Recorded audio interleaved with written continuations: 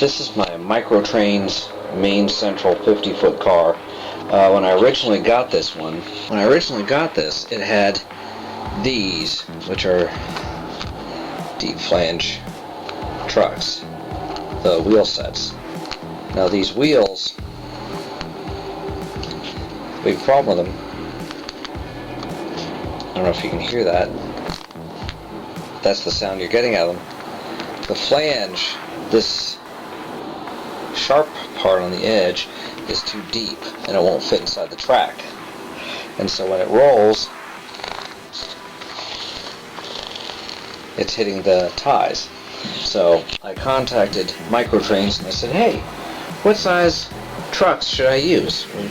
What size wheels should I get? Because I explained the situation to them, and I wanted to know what kind I had to buy. They said, what's your address? I sent them my address. Next thing I know, I have regular size wheel sets on there. They sent them to me. It's the regular size and it works perfect. You roll it now.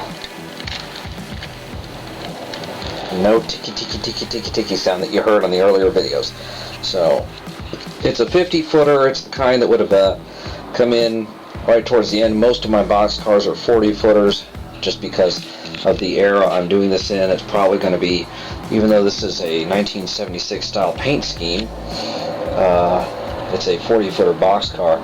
It's almost all my box cars are going to be 40-footers because the main central didn't have a lot of cash, and back in those days, something to keep in mind is that 50-footers tended to be made towards the late 40s, early 50s. So I'm still not sure what year this layout is. It's prior to the steam transition because I've got one big engine. This is going to end up being a old Colony engine. It's not going to be a main central because it's a 484. And this monster is just, you can see 1, 2, 3, 4 sets of wheels. You have the 1, 2, 1, 2. So this is the 4. This is the 8 because you got to count the ones on the other side, and then the 4. That's just a big, big, big train. So when you compare that to the boxcar,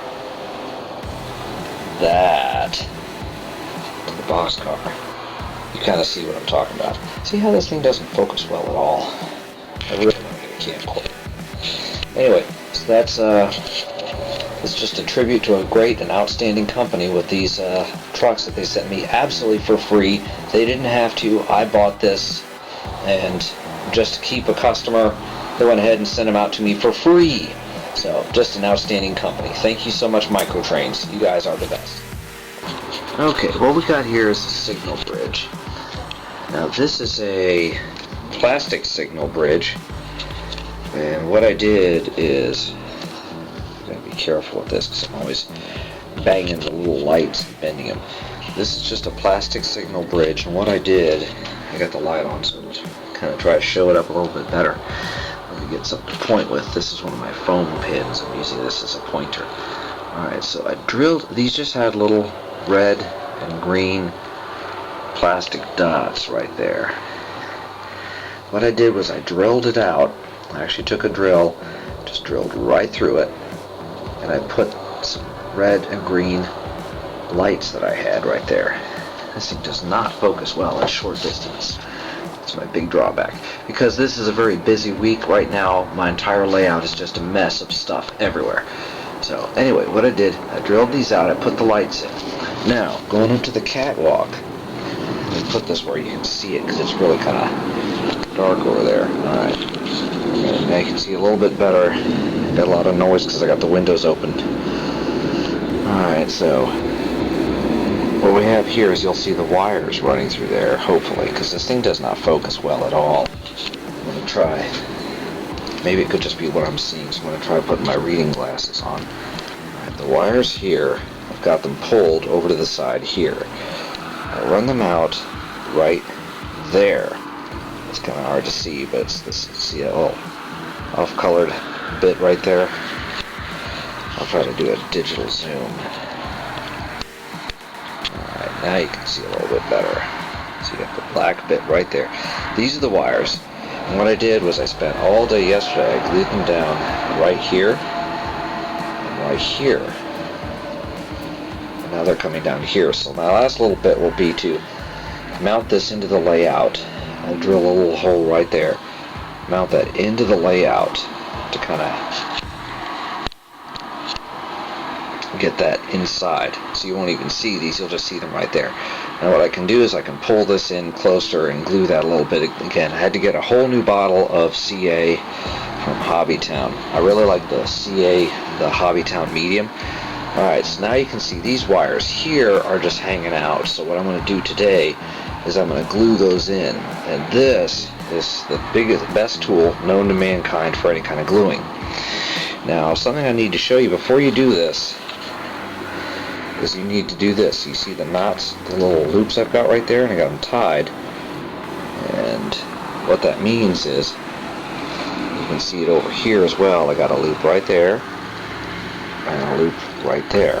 What I did was, on this one, this is with the green light, this is the red light. This would be connected right to the track, and then that way I can use a load bear on the track over here. We'll get either a load sensor that will see if a train's coming, so it'll increase the current in that area. Or what you do is you get, and this is probably the best way, an optic sensor, and you just have an LED light somewhere right here, and that shines down. That when the train blocks that, suddenly you've got a change in signal. That would cause this, if this were mounted right here, cause this to change. This side turns on. The red on this side turns on. The green on this side turns on. See it? When the green on this side is lit, the red on that side is lit. The red on this side is lit. The green on that side is lit. That's why I've got the wires pulled the way they are. And then you see the loops right there. That lets you know this is one set of wires, this is another set of wires. So then all you have to do is connect that. And again, this was not the expensive model kit that's essentially what I just did. This was just the fake looking, where it had the little green piece of plastic, little red piece of plastic. I drilled it out, put in a couple of LEDs, real simple. And as we get to that point, I'm going to show you how I wire that up once I figure out how I'm going to get the signaling done. Got a lot of work to do today. This is my vacation, and I'm going to use all week. I'm going to be up here in this train room. I'm going to get to the point where I'm just going to get sick of it. All right, see ya.